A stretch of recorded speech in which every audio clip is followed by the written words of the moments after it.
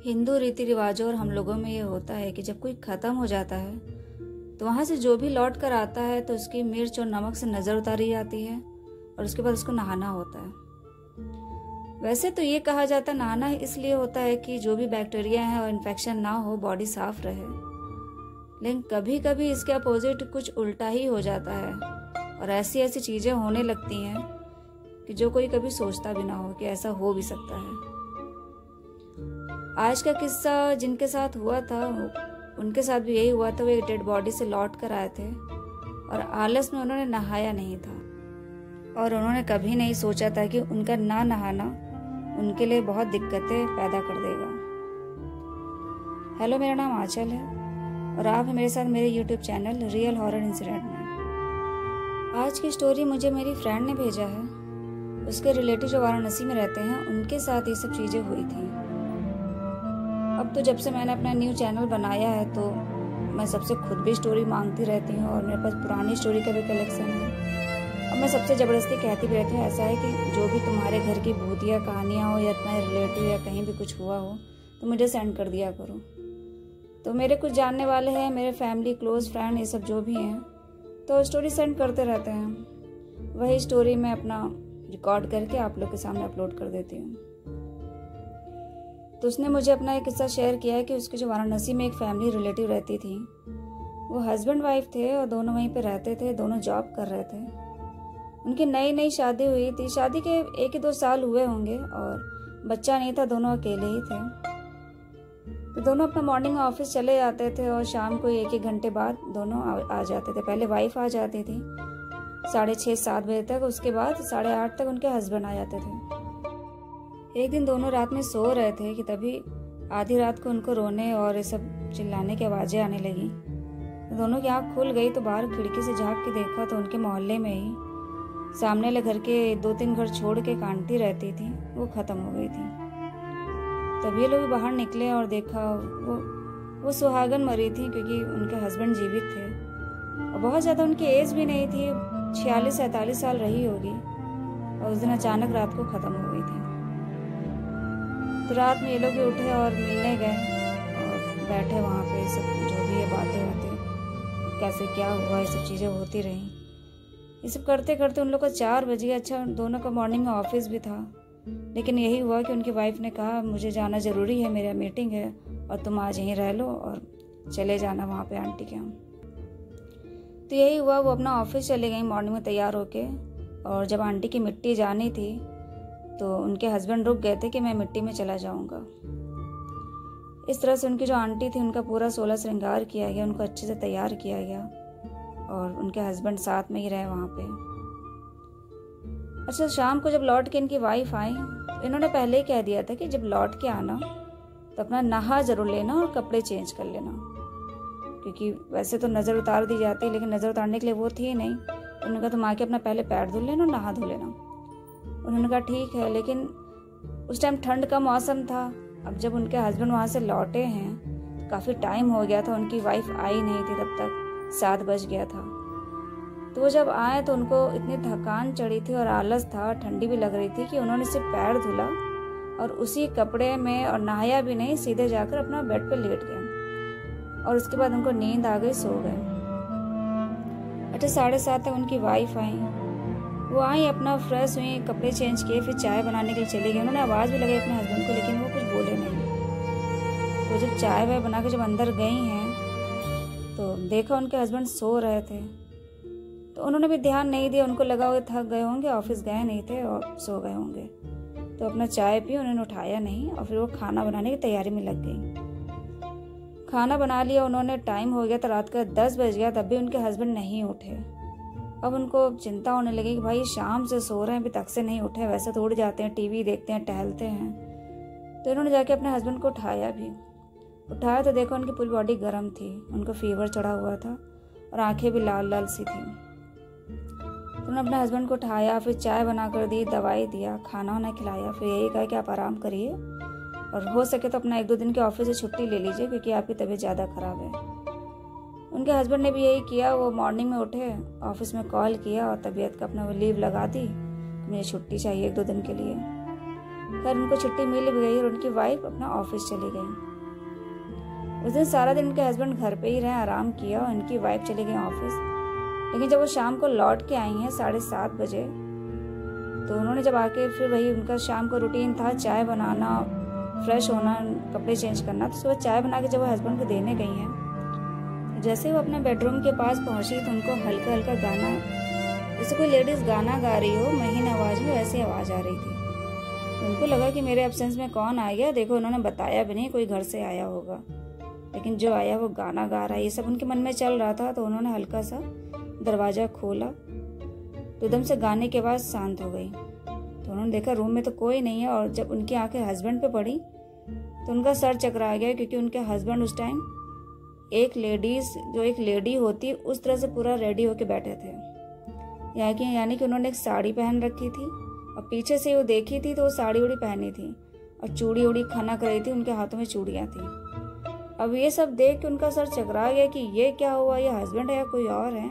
उन्होंने आवाज़ भी लगाई अपने पति को, तो वो पलटे। उन्होंने कहा, अरे छुटकी तुम आ गई, आओ बैठो। जब उन्होंने उनके मुँह से छुटकी सुना तब उनको और डर लगा, क्योंकि उनकी जो आंटी ख़त्म हुई थी वो छुटकी ही कहती थी इनको, इनकी वाइफ को। और छुटकी कोई भी नहीं कहता था। उनका घर का नाम सुमन था, उनके फैमिली वाले भी सब सुमन ही कहते थे, उनके हस्बैंड भी सुमन ही बुलाते थे या कोई और नाम से बुलाते होंगे, लेकिन छुटकी कोई नहीं बुलाता था। छुटकी वो सिर्फ आंटी ही बुलाती थी। और जब उन्होंने सुना तो कुछ माजरा समझ नहीं पाए कि एक तो उनके हस्बैंड उस टाइम पूरा एक लड़की के अवतार में बैठे थे, अच्छे से तैयार होके, सिंदूर, बिंदी और चूड़ी पहन के, साड़ी उनके पहने थे, जो साड़ियाँ उनके ऊपर अलमारी में रखी थी, जो भी श्रृंगार का सामान चूड़ी रखी थी, सब पहने हुए थे। अब उनको समझ में नहीं आया तो करे क्या। तभी वो आंटी, वो जो बैठी थी, आंटी की आत्मा उनके अंदर थी, वो बोली, छुटकी आओ बैठो, और तुम आ गई, और लाओ चाय लाओ, और वो चाय पी ली। उसके बाद उन्होंने पूछा भी कि आप ये सब कपड़ा क्यों पहनी है। तो वो उस टाइम बिल्कुल एक लेडीज की तरह बोल रहे थे, कि वो जैसे वो एक जेंट्स ना हो, एक लेडी हो। उन्होंने कहा, अरे मुझे श्रृंगार पसंद है और मैं अपने घर जा नहीं सकती हूँ, वहाँ नहीं जाने को मिल रहा है, तो मैं यहीं पे हूँ, और मुझे तुम्हारी ये साड़ी और चूड़ियाँ अच्छी लगी तो मैंने पहन ली। और वो सब देख के उनको समझ में आया था। वो अपना सर पीट रही थी कि आखिर हम करें तो करेगा, क्योंकि इनकी फैमिली यहाँ रहती नहीं थी वाराणसी में, वो हस्बैंड वाइफ अकेले रहते थे। लेकिन हाँ, इनके ऑफिस के कुछ लोग थे, इनके फ्रेंड सर्कल में काफ़ी लोग वहाँ थे, लेकिन वो किसी से बता भी नहीं सकती थी उनके हस्बैंड के साथ ये सब हो रहा है घर के अंदर। तो उन्होंने वही पूरा घर बंद कर रखा था कि ताकि बाहर तक कुछ आवाज़ या कोई बाहर का ना आए, क्योंकि उनको बेइज्जती का डर लग रहा था कि अचानक से ये सब क्या हो रहा है। और जब रात का 11 बज गया तो उन्होंने फिर अपने एक फ्रेंड को कॉल किया कि यार तुम चली जाओ अपने हस्बैंड के साथ, यहीं पे रुको रात भर, मुझे बहुत डर लग रहा है, यहाँ आके देखो क्या हो गया। उनके फ्रेंड भी परेशान हो गए, काफ़ी क्लोज फ्रेंड थी, काफ़ी मानती थी इनकी फैमिली को। वो तुरंत वहाँ से अपने घर में लॉक वॉक लगा कर आई, और इनके आई तो जब देखा तो पूरा माजरा, वो भी आश्चर्य पड़ गई कि ये क्या हुआ। एक अच्छे भले इंसान, पढ़े लिखे, जॉब जाते थे, वो आज औरत की तरह श्रृंगार करके बैठे हैं पूरा। तो उन्होंने पूछा भी उससे कि ये सब क्या हुआ सुमन, और कुछ तुम्हें पता चला ऐसा आखिर हुआ कैसे। तो कह रही यार पता नहीं, और छुटकी मुझे बोल रहे हैं। छुटकी यहाँ पे मुझे वो आंटी बोलती थी जो कल रात में ख़त्म हो गई हैं, और ये उन्हीं के अंतिम में गए थे, अंतिम क्रिया में, और पता नहीं क्या है, लौटे हैं कैसे, क्या मुझे नहीं पता चला, क्योंकि इनकी तबीयत खराब थी और हम दवाई वही कल दे दिए। तो उसके बाद मॉर्निंग में ऑफिस चले गए, अभी लौट कर आए हैं शाम को, तो देखा ये गाना गा रहे थे लेडीज़ की आवाज़ में। उसके बाद मुझे डर लग रहा था, हमने तुम्हें बुला लिया। अब उसके बाद उन्होंने यही किया कि उनका कमरा बंद कर दिया आंटी का, कि आप आराम करो, यहीं लेटो, क्योंकि कुछ कह भी नहीं सकते थे, भाई उनके हस्बैंड थे और ऐसा कुछ उल्टा सीधा काम नहीं कर सकते थे। कमरा बंद कर दिया बाहर से, और अपना ये तीनों लोग दूसरे रूम में आ गए, और रात भर ये सब बातें करते रहे कि आखिर ये सब हुआ क्या है, मुझे कुछ समझ में नहीं आ रहा, हम कैसे क्या कर लें। उन्होंने अपनी फैमिली में भी कॉल करके बता दिया मम्मी से कि मम्मी यहाँ पे ऐसा सब हो गया है और आप लोग चलिए आओ। उनकी मम्मी ने कहा बेटा तुम परेशान ना हो, हम लोग आ जाएंगे। तो 2 दिन उनका वैसे ही बीत गया था अपने हस्बैंड का साथ ये सब हरकतें देख के। तो तीसरा दिन भी ये हुआ कि उनकी मम्मी को आना ही था। तीसरे दिन उनकी मम्मी आई, उनकी फैमिली वाले को, तो वो भी सब देख के माजरा चकरा गए कि ये सब क्या चल रहा है।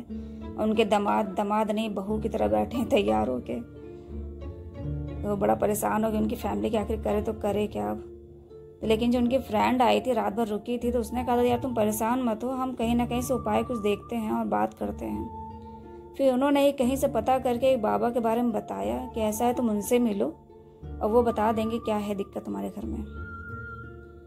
फिर उन्होंने यही किया, इन्होंने भी अपने ऑफिस से छुट्टी ली और अपने हस्बैंड को वहीं पे घर में ही बंद रखा, बाहर नहीं निकलने देते थे। वो जो श्रृंगार का सामान मांगती थी उनको पहना देते थे और खाना वाना दवाई सब दे देते थे। थोड़ी देर के लिए वो सही भी हो जाते थे, लेकिन वो अधिकतर वो उसी गेटअप में रहते थे, एक लेडीज वाले में, श्रृंगार करके पूरा अच्छे से तैयार होके। तो वो जब बाबा से मिली हैं तो उन्होंने यही कहा कि ऐसा आप उनको लेके आइए। तो उन्होंने कहा बाबा हम कैसे लेके आए, पूरा मोहल्ला देखिएगा, हमने मोहल्ले में किसी को नहीं बताया है, वो एक औरत की तरह श्रृंगार करके रहते हैं, हम कैसे क्या करें, हमें तो बड़ा डर लगता है, हम अकेले रहते हैं। उन्होंने कहा आप जैसा भी आप लेकर आइए और देखिए जिस टाइम वो सही हो तो उनको थोड़ा सा कपड़े चेंज करा दीजिए, लेके आइए।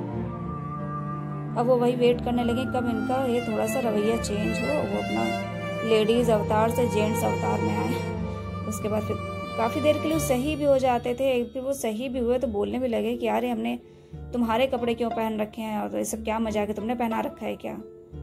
तो उन्होंने कहा हाँ आपको होश नहीं था तो हम ही ने पहना दिया, अब होश आया अब उतारिए उसको चेंज करिए। तब उन्होंने अपना कुर्ता पजामा पहना और नहाए वहाए तैयार हुए। तो उनकी वाइफ ने बहाने से उनसे कहा कि ऐसा है चलिए मेरी फ्रेंड के यहाँ पार्टी है, वहाँ बुलाया है। तो तैयार होकर चले भी गए साथ में। उनकी फ्रेंड पहले से ही कार लेके आ गई थी, उनकी फैमिली वाले पहले से ही आए हुए थे, वो कहीं अलग रुके थे तो वो लोग भी रास्ते में वहीं पे आ गए घाट के पास। जो पूजा वूजा होनी थी वहीं घाट पे होनी थी। शाम हो चुकी थी, शाम के टाइम बुलाया ही था ताकि थोड़ा सन्नाटा रहे और मोहल्ले वाले ज़्यादा देखे ना। खैर उनके हस्बैंड उस टाइम कुर्ता पजामा पहने थे और सही थे, तो मोहल्ला कोई देखता भी तो उतना ध्यान ना देता। तो वो अपने हस्बैंड को ही कार में बैठा के लेके गई, अपनी फ्रेंड उनके हस्बैंड थे और वहीं पे घाट के पास इनकी फैमिली के मम्मी पापा इनके दोनों लोग आ गए और एक दो लोग फैमिली के और भी थे। वहाँ पे जब गए हैं तब वही सब बातें बातें होने लगी। तो बाबा ने कहा कि ऐसा है जब वहाँ से आए हैं अंतिम क्रिया सब करा के, वो श्रृंगार की शौकीन थी, वो जो मरी हैं भाई सुहागन मरी तो उनको श्रृंगार पसंद था और वो नहीं मरना चाहती थी, लेकिन भाई जिसकी मृत्यु लिखी है तो मरता तो है ही है। और होता ये है कि आके नहाना चाहिए, लेकिन आपके हस्बैंड नहाए नहीं हैं और इसीलिए कहीं ना कहीं उनको पीछे पड़ गई हैं। यही सब उन्होंने समझाया तो पूरा परिवार कहने भी, उनकी वाइफ भी कहने लगी कि मैं तो उनसे कह के गई थी, मैं कपड़े भी निकाल के गई थी कि आप नहा लीजिएगा और नज़र चलो कोई नहीं उतारने के लिए, लेकिन नहा तो लीजिएगा, लेकिन इन्होंने नहाया नहीं। अब उनके हस्बैंड बैठे सुन रहे थे तो उन्होंने भी अपनी गलती स्वीकारी कि हाँ ये तो मैंने किया था, मैं ठंडी से आया था तो मुझे थकान इतनी चढ़ी थी और नींद भी आ रही थी तो हम जाके सो गए थे। लेकिन उसके बाद उनके साथ क्या हुआ वो सब उनको नहीं पता था। तो वो सब जब वहीं बैठे सब लोग बातें कर रहे थे तब उनको पता चला कि उनके साथ ये सब हरकतें इतने दिन में हो गई। वो एक श्रृंगार करके एक लेडीज की तरह वहाँ पे रहते थे, बिहेवियर करते थे। तो उनको बड़ा आश्चर्य हुआ कि ये सब हो गया था, मुझे पता भी नहीं चला, किसी ने मुझे बताया भी नहीं और मुझे खुद से भी नहीं फील हुआ कि मैं अपना जेंट्स हूँ लेकिन मैं एक औरत की तरह तैयार होकर कमरे में रहता था। खैर पंडित जी ने पूजा शुरू करी और उन्होंने वो पहले ही सामान मंगा लिया था जो वो आंटी श्रृंगार का सामान पहनती थी उनका, सुमन का। तो वो अपना वो सामान सब ले आई। वो अधिकतर उनकी एक दो साड़ियाँ ऊपर रखी थी बनारसी और रेड कलर की, उसी को पहनती थी और चूड़ी उड़ी जो पहनती थी वो सारा सामान जितना भी वो आंटी पहनती थी तो वो वहाँ से घर से अपना बैग में करके ले आई कि यार देखिए पंडित जी आंटी यही जो सामान पहनती थी। तो उन्होंने कहा हाँ ये तुम अच्छा वो ले आई क्योंकि ये जो सामान अब तुम्हारे पहनने के लिए सही नहीं है, उन्होंने 2-3 दिन पहना है तो उसको हटा दो। तो उन्होंने वो साड़ी और जितना भी श्रृंगार का सामान था, बिंदी और चूड़ी उड़ी सब करके अलग रखा। पूजा पाठ करी, उनके पति की जो भी है नजर नजर उतारी, फिर उनको वहीं पे डुबकी लगवाई घाट के पास पानी में। वो श्रृंगार का सामान भी वो सब वहीं पे घाट में उतार दिया, हटा दिया। इतना सब करा, काफ़ी सब करते करते रात का 9-10 बज ही गया था, काफ़ी टाइम हो गया था। लेकिन ये सब जब करके वो लोग वापस घर आए हैं उसके बाद उनके पति की हालत में सुधार हुआ है। उस दिन भी वो बीमार पड़ गए थे, बुखार उखार आ गया था। 1-2 दिन की उन्होंने छुट्टी और बढ़ाई ऑफिस में क्योंकि काफ़ी उनकी बॉडी वीक हो गई थी। और लेकिन 2-4 दिन के बाद उनकी फिर जो हालत थी वो सुधर गई थी। अब वो एक नॉर्मल पर्सन हो गए थे, जैसे पहले उनका बिहेवियर था, ऑफिस जाने लगे। यहाँ पे गलती उन्होंने यही कर दी थी कि बस वो आकर नहाए नहीं थे, क्योंकि हमारे हिंदू रीति रिवाजों में होता है कि भाई आके नहाना होता है, नज़र उतार लो। लेकिन उन्होंने यही गलती करी, उसके लिए उनको तो कम उनकी वाइफ को ज़्यादा परेशानी झेलनी पड़ी। क्योंकि उनको तो पता ही नहीं चलता था कि वो इस टाइम एक आदमी नहीं एक औरत की तरह रह रहे हैं। लेकिन उनकी वाइफ काफ़ी परेशान रही 3-4 दिन। वो डरती भी थी लेकिन फिर भी उनको रहना पड़ता था घर में, क्योंकि किसी बाहर वाले को भी डेली कौन बुला सकता है। खैर 3-4 दिन बीता, उसके बाद उनके हस्बैंड सही हो गए। ये बनारस की कहानी है और मेरी फ्रेंड की एक रिलेटिव वहाँ पर रहती हैं, तो उनके साथ ये हादसा हुआ था तो उसने मुझसे शेयर किया था। आप लोग को कहानी अच्छी लगी हो तो प्लीज़ वीडियो को लाइक करें, सब्सक्राइब करें। धन्यवाद।